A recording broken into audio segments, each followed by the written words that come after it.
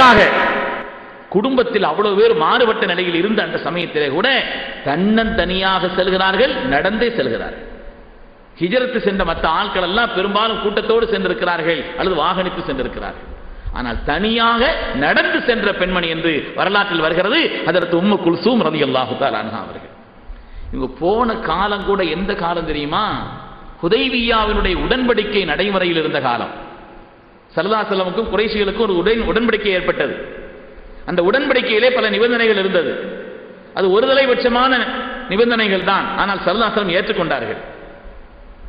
சில நேரங்களில் பாயிரத்துக்காக பதுங்கணும், பாயிரத்துக்கு பதுங்கணும் இல்லையா? அது மாதிரி ஸல்லல்லாஹு அலைஹி வஸல்லம் நினைச்சாங்க, விட்டு கொடுங்கன்னு சொன்னாங்க. அந்த நிபந்தனைகளில் ஒன்று என்னன்னு சொன்னா, மதீனாவிலிருந்து யாராவது இஸ்லாத்தை ஏற்று மதீனாவிலிருந்து யாராவது அங்கிருந்து மக்காவுக்கு வந்து விட்டால் அவர்களை நாங்கள் திரும்ப தரமாட்டோம். ஆனால் மக்காவிலிருந்து யாராவது ஹிஜ்ரத் செய்து மதீனா வந்தாச்சுன்னா அவங்களை எங்கள்கிட்ட ஒப்படைக்கணும்னு சட்டம். அந்த நிபந்தனைகளில் இது ஒன்று. அந்த நிபந்தனை, அந்த ஒப்பந்தம் நடைமுறையில் இருந்த காலத்தில் ஹிஜ்ரத் செய்து செல்கிறார்கள் இந்த பெண்மணி. அவ்வளவு சிரமங்களுக்கு பின்னாலே மக்காவிலிருந்து மதீனா போறது இப்பவுமே என்ன சிரமங்கிறது தெரியுது. வாகனத்தில் செல்வதே, தன்னந்தனியாக நடந்து செல்வது என்று சொன்னால் அது ஒரு பெண்மணி சிறுவராயம் போய் சேர்ந்துட்டாங்க. மதீனா போய் சேர்ந்துட்டாங்க. மதீனா போய் சேர்ந்தால் சேர்ந்து கொஞ்ச நேரத்தில் அந்த பெண்மணியினுடைய சகோதரிகள் வந்துட்டாங்க. முஹம்மதை சொன்ன வாக்கை காப்பாற்றுபவர்கள் நீங்கள், எங்களுடைய சகோதரி மக்காவிலிருந்து ஹிஜ்ரத் செய்து மதீனா வந்திருக்கிறார்கள், எங்கள்கிட்ட ஒப்படைக்கணும்னு சொன்னாங்க. அந்த அம்மா துடிக்கிறாங்க, நாயகமே என்னை ஒப்படைத்தால் இவர்கள் சீரழித்து விடுவார்கள், என்னை வேதனைப்படுத்தி தாங்க முடியாத அளவிற்குண்டான இம்சைக்கு ஆளாக்கி விடுவார், அதனால் என்னை ஒப்படைத்து விடாதீர்கள் நாயகமேன்னு சொன்னார். சஹாபிகளுக்கெல்லாம் அழுகை. எங்க ஸல்லல்லாஹு அலைஹி வஸல்லம் ஒப்படைச்சிருவாங்களோன்னு அவங்களும் கவலைப்பட்டாங்க. அந்த நேரத்தில் அல்லாஹ் ஒரு ஆயத்தை இறக்கினான். யா அய்யுஹல்லதீன ஆமனூ இதா ஜாஅக்குமுல் முஃமினாத்து முஹாஜிராத்தின் ஃபம்தஹினூஹுன்ன அல்லாஹு அஅலமு பிஈமானிஹின்ன ஃபஇன் அலிம்துமூஹுன்ன முஃமினாத்தின் ஃபலா தர்ஜிஊஹுன்ன இலல் குஃபார். அல்லாஹ் ஆயத்தை இறக்கினான். முஃமின்களே, அல்லாஹ்வுடைய பொருத்தத்தை நாடி ஹிஜ்ரத் செய்து வந்திருக்கக்கூடிய அந்த பெண்கள், நீங்கள் அல்லாஹுக்காக அவர்கள் வந்திருக்கிறார்களா என்று சோதியுங்கள். அல்லாஹ்வுக்கு தெரியும் அது. அல்லாஹு அலம் பி ஈமானி என்ன, உங்களுடைய ஈமானுக்காக தான், அவங்களுடைய ஈமானுக்காக தான் ஹிஜ்ரத் செய்து வந்திருக்கிறாங்கன்னு அல்லாஹ்வுக்கு தெரியும். இருந்தாலும் உலகியல் ரீதியான நடைமுறையின் பிரகாரம் சில சோதனைகள், அதற்கு பின்னால் அவர்கள் முஃமினத்தான நிலையிலே ஈமானுக்காகத்தான் ஹிஜ்ரத் செய்து வந்திருக்கிறார்கள் என்று சொன்னால் அவங்கள்ட்ட ஒப்படைக்க வேண்டாம். அல்லாஹ்வுடைய ஆயத்து வந்துருச்சு, அல்லாஹ்வுடைய அரிசனத்திலிருந்து காரியம் வந்துருச்சு. சரி, ஒப்படைக்க வேண்டாம் ஆயத்து வந்தா ஸல்லல்லாஹு அலைஹி வஸல்லம் இல்லையா ஒப்பந்தம் செய்து கொடுத்துருக்காங்க, அப்போ ஸல்லல்லாஹு அலைஹி வஸல்லம் ஒப்பந்தத்திற்கு மாற்றமான ஆயத்தா? ஸல்லல்லாஹு அலைஹி வஸல்லம் நாங்கள் திரும்ப தருவோம்னு சொல்லியிருக்கிறாங்க, ஒப்படைக்க வேண்டாம் அல்லாஹ் இறங்கினா, அல்லாஹ் ஆயத்து இறக்கினா ஸல்லல்லாஹு அலைஹி வஸல்லம் ஒப்பந்தத்திற்கு மாற்றமாக அல்லவா அந்த ஆயத்தினுடைய நிலைப்பாடு இருக்கிறது என்றால், அல்லாஹ் ஒரு விஷயத்தை நாயகத்திற்கு ஞாபகப்படுத்தினா, நாயகமே அந்த ஒப்பந்தத்தை அவங்களை பார்க்க சொல்லுங்க, ஒப்பந்தத்தை பார்க்க சொல்லுங்கள். எழுதியவர்கள் கூட நீங்கள் அல்ல, அவங்க தான் எழுதினாங்க, நீங்க கையெழுத்தம் போட்டீங்க, அவங்க தான் வாசகம் அமைத்தார்கள். அந்த வாசகத்தில் அவங்க என்ன எழுதியிருக்கிறாங்கன்னா, மன்ஜா மின்னா ரஜுலுன் அப்படித்தான் எழுதியிருக்கிறாங்க. எங்களில் இருந்து யாராவது ஒரு ஆண் ஹிஜ்ரத் செய்து வந்தால், அவங்க உள்ளத்தில் அப்படி நினைச்சாங்க இப்படி நினைச்சாங்க அதெல்லாம் இல்லை, வார்த்தைகள் தானே பேசும். மன்ஜா மின்னா ரஜுலுன், எழுத்துப்பூர்வமாக அவர்கள் கைப்பட எழுதியது, வாசகமும் அவர்கள் தான் சொன்னது. மன்ஜா மின்னா ரஜுலுன், எங்களிலிருந்து யாராவது ஒரு ஆண் ஹிஜ்ரத் செய்து வந்தால் எங்களிடத்தில் திரும்ப ஒப்படைக்க வேண்டும் என்றுதான் எழுதியிருக்கிறார்கள்.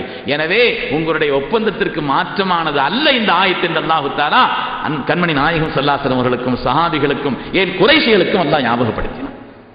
பெருமக்களே, ஒவ்வொரு சஹாபியத்தான பெண்மணியினுடைய வரலாறும் ஆச்சரியப்படத்தக்கது, மகத்தான தியாகத்திற்கு உட்பட்டது. அல்லாஹு தஆலா அந்த வாசகத்தை ஞாபகப்படுத்தினார்.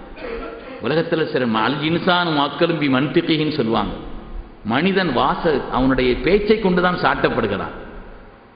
நமக்கு வர்ற சில சோதனைகள் இருக்குது நம்ம வாயினால, நமக்கு வரக்கூடிய சில சோதனைகள் இருக்கிறத நம்ம வாயினால வரும். ஃபிரௌனிடத்துல 2 மலக்குமார்கள் போனாங்களாம் சோதனைக்காக.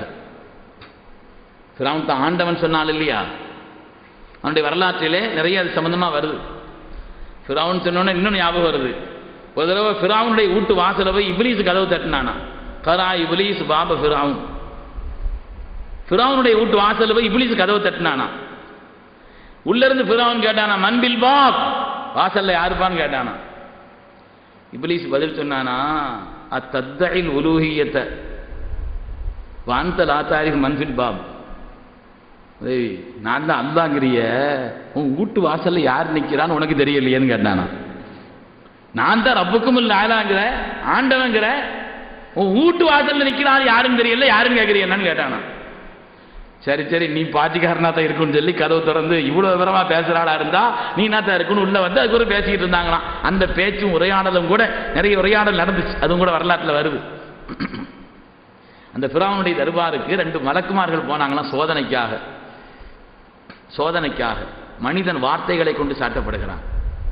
அதுல ஒரு மலக்கு இன்னொரு மலக்கை சுட்டி காட்டி சொன்னாராம், இவர் என்னுடைய அடிமை, ஆனா என் பேச்சை கேட்கறது இல்லை, எனக்கு மாற்றமா செயல்படுகிறார். என்னுடைய அடிமையாக இருந்து எனக்கு மாற்றமா செயல்படுகிறார். என்னுடைய அதிகாரங்களை கையில் எடுத்துக் கொண்டிருக்கிறார். நான் இவருக்கு என்ன தண்டனை கொடுக்கணும்னு கேட்டான். அப்படியா? ஒரு எஜமானன் அந்த எஜமானனுக்கு கொடுக்க வேண்டிய மரியாதையை அடிமை கொடுக்கலன்னு சொன்னா அந்த அடிமைக்கு கொடுக்க வேண்டிய சரியான தண்டனை நைல் நதியில கொண்டு முக்கணும்னு சொன்னானா. நைல் நதியில கொண்டு போய் முக்கணும்னு சொன்னானா. அப்ப அவர் சொன்னாரா, நைல் நதியில கொண்டு போய் நான் போய் முக்கின மற்ற ஆட்கள்லாம் விடுவாங்களா? நிக்கிற மற்ற ஆட்கள்லாம் நான் போய் உள்ள அமுக்கிற மற்ற ஆட்கள் விட மாட்டாங்களே. இது மன்னருடைய உத்தரவு. எழுதி கொடுத்தானா. ஒரு அடிமை தன் எஜமானனுக்கு செய்ய வேண்டிய கடமையை செய்யவில்லை என்று சொன்னால் அவனுக்கு சரியான தண்டனை நைல் நதியில முக்கணும்னு எழுதி கொடுத்தானா. அவன் மூழ்கடிக்கப்பட்டான். அவன் சத்தம் போட்டானா. மலக்கு கொண்டு காமிச்சாகலாம், உங்க கைப்பட உங்க சிக்னேச்சர் தானே இருக்குது பாருங்க கையிலன்னு சொன்னாங்களாம். நீங்க தானே கையில் போட்டு கொடுத்திருக்கிறீங்க. ஒரு அடிமை தன் எஜமானனுக்கு செய்ய வேண்டிய கடமையை செய்யவில்லை என்று சொன்னால் அவனுக்கு சரியான தண்டனை நைல் நதியிலே மூழ்கடிக்க வேண்டும் என்று நீதானே எழுதி கையெழுத்து போட்டு கொடுத்திருக்கிறான்னு சொன்னான். மனிதன் வாசகத்தை கொண்டு சாட்டப்படுகிறான். பெருமக்களே, அதே போல ஞாபகப்படுத்தினான் அல்லாஹ் தஆலா. குறைஷிகளுக்கு ஞாபகப்படுத்தினான். அவருடைய நிலைப்பாடுகளை. ஹிஜ்ரத் செய்தான். ஹிஜ்ரத் செய்து ஒவ்வொரு சஹாபியினுடைய வரலாறும், ஒவ்வொரு சஹாபியத்தான பெண்மணிகளுடைய வரலாறும் உன்னதமான தியாகம், சாதாரணமானதல்ல. இஸ்லாம் என்ற விரிந்த கட்டிடம் இன்று உலகத்திலே பறந்து விரிந்து அற்புதமான காட்சியோடு அது நிலை நிற்கிறது என்று சொன்னால் அதற்கு அடித்தளமாக இருப்பவர்கள் முஹாஜிர்கள், அன்சாரிகள். இஸ்லாம் என்ற விருட்சம் இந்த உலகத்திலே அது விரிந்து நிற்கிறது என்று சொன்னால் அதனுடைய ஆணி வேராக, அதனுடைய அஸ்திவாரமாக கண்ணுக்கு தெரியாமல் மறைந்து அந்த மரம் உலகத்தில் நிலைப்பதற்கு காரணமானவர்கள் கண்ணியமிக்க முஹாஜிர்களும் அன்சாரிகளும். பெருமக்கள், முஹாஜிர்களுடைய தியாகம் சாதாரணமானதல்ல, ஏராளமா வருகிறது. நான் உதாரணத்திற்குத்தான் ஒரு ஆண் ஒரு பெண் உதாரணம், ஒரு சஹாபிய பெண்ணையும் ஒரு ஆணை உதாரணம் சொன்னேன். இதே போல அன்சாரிகள் முஹாஜிர்களுடைய தியாகத்திற்கு எந்த வகையிலும் குறைந்ததல்ல அன்சாரிகளுடைய தியாகம். பெருமக்களே, மக்காவிற்கு ஆரம்ப காலத்திலிருந்து அதுக்கு தனி சிறப்பு இருக்குது. பைத்துல் முகத்தஸிற்கு ஆரம்ப காலத்திலேயே அதற்கென்று வரலாற்றிலே பல சிறப்புகள் இருக்கிறது. மதீனாவுக்கு ஆரம்ப வரலாற்றில் எந்த விதமான சிறப்பும் கிடையாது. மதீனாவுக்கு வரலாற்றிலே வேறு எந்த சிறப்பும் இல்லை. ஒரே ஒரு சிறப்பு தான், கண்மணி முஹம்மது ரசூலுல்லாஹி ஸல்லல்லாஹு அலைஹி வஸல்லம் கண்ணியப்படுத்தியதனால் மாத்திரம்தான் அந்த மண்ணுக்கும் அந்த பூமிக்கும் அந்த நகரத்திற்கும் சிறப்பு. வேற எந்த சிறப்பு கிடையாது. இல்லைன்னு சொன்னா அந்த மதீனாவிற்கு அதற்கு முன்னால் உள்ள பெயர் இருக்கிறது எஸ்ரிப். எஸ்ரிப் என்று சொன்னால் ஒரு அர்த்தம் அல்லவ், பழிப்புன்னு அர்த்தம். இன்னொரு அர்த்தம் ஹலாக், நாசம்னு அர்த்தம். எந்த சிறப்பும் அதற்கு முன்னால் கிடையாது. மதீனாவிற்குண்டான தனி சிறப்பே கண்மணி நாயகம் ஸல்லல்லாஹு அலைஹி வஸல்லம் அவர்களை கண்ணியப்படுத்தினார்கள் என்ற சிறப்பு மாத்திரம்தான் மதீனாவுக்கு. அந்த ஒன்று மாத்திரம்தான். மதீனா உலகத்தில் பெயர் பெற்ற நகரமும் அது ஒன்று மாத்திரம்தான். மதீனாங்கிறது இன்னொரு நகரத்தோடு சேர்த்து சொல்ல வேண்டியது. மதீனத்து அபுதாபி, மதீனத்து துபை, துபை நகரம், அபுதாபி நகரம், அந்த அப்படி சேர்த்து சொல்ல வேண்டியது வாசகம் தான் மதீனாங்கிறது. ஆனால் மதீனா நகரம் என்று சொன்னாலே, நாடு என்று சொன்னாலே, ஊர் என்று சொன்னாலே அதற்கு தகுதி உள்ள ஒரே ஊர் மதீனத்துல் முனவ்வரா கண்மணி நாயகம் ஸல்லல்லாஹு அலைஹி வஸல்லம் நகரம் தான். அது ஆசிமா, அதுதான் தலைநகரம், ஆட்சியின் தலைநகரம், இஸ்லாமிய ஆட்சியினுடைய தலைநகரம் அதுதான். மதீனா என்று